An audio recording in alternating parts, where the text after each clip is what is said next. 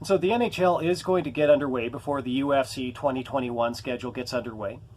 And now that one's actually looking like it's going to start off, somewhat differently than what we were expecting.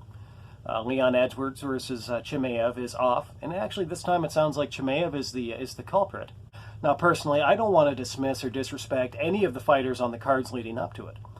But now that Edwards and Chimaev are off, in my opinion, things don't get really, really interesting until UFC 257, when Dustin Poirier is going to draw in against Conor McGregor again.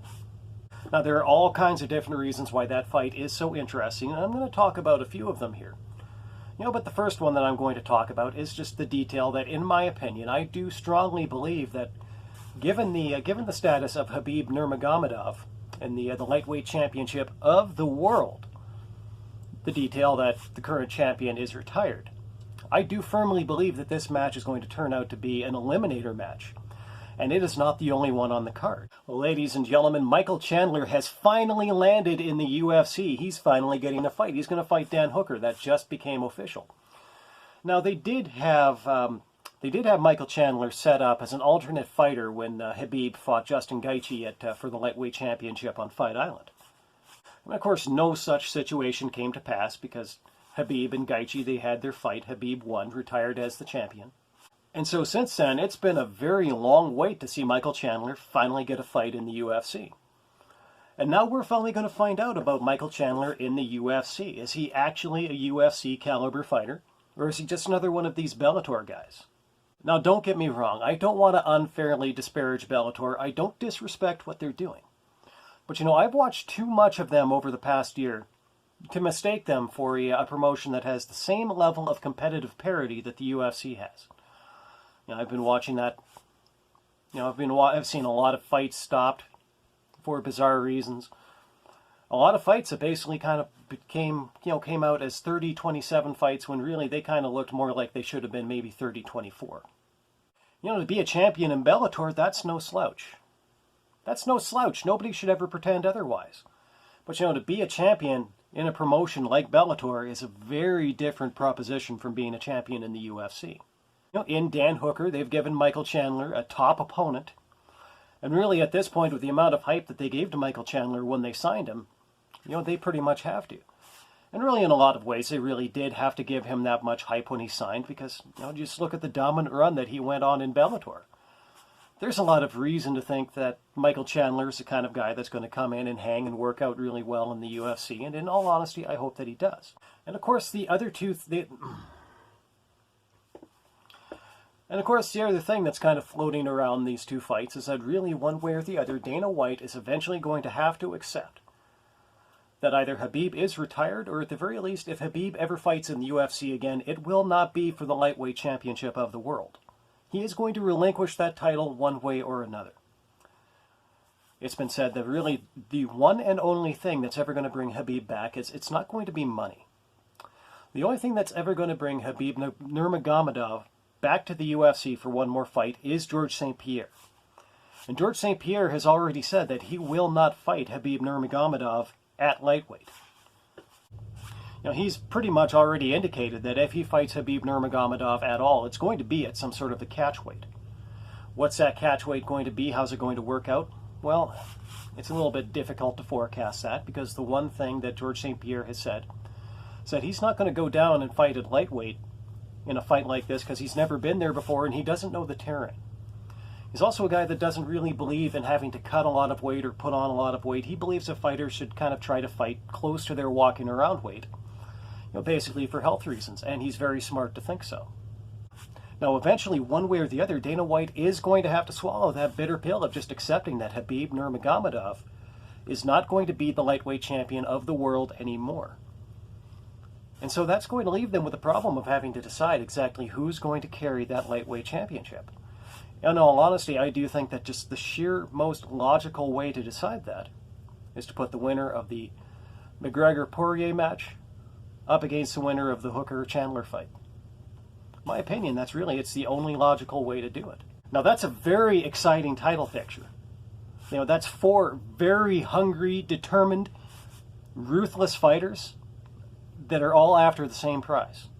You've got three verified killers and admittedly one guy who does need to prove himself a little bit. All four of them fighting on the same night, so if whoever it is that eventually walks away with the lightweight championship of the world is not going to have very many, his opponent is not going to have very many excuses for having lost. Not going to be able to say that, well, had a shorter camp than the other guy, didn't get to train as much. You're going to have a very clear picture of who the champion should be after a scenario like that. That's definitely the way to go. And so the main event of that card is Dustin Poirier versus Conor McGregor. And as I said before, that fight is interesting for reasons other than just the detail that it's a lightweight championship eliminator fight. It's also interesting in the sense that it's a rematch. And now we get to see how Dustin Poirier has reacted to his original defeat at the hands of Conor McGregor. So Daniel Cormier and Chael Sonnen have both had some very interesting things to say about it. In fact, what Chael Sonnen had to say about it was in response to what Daniel Cormier said. So Daniel Cormier came out and said that the key for Dustin Poirier to win this fight is to come out and convince himself that all that happened in the original fight was that he just got caught. That he just got caught, he made a small error, Conor McGregor got lucky, and that he was still the better fighter on that night, and if he hadn't gotten caught, then he might have gone on and won that fight, would have gone on and won that fight.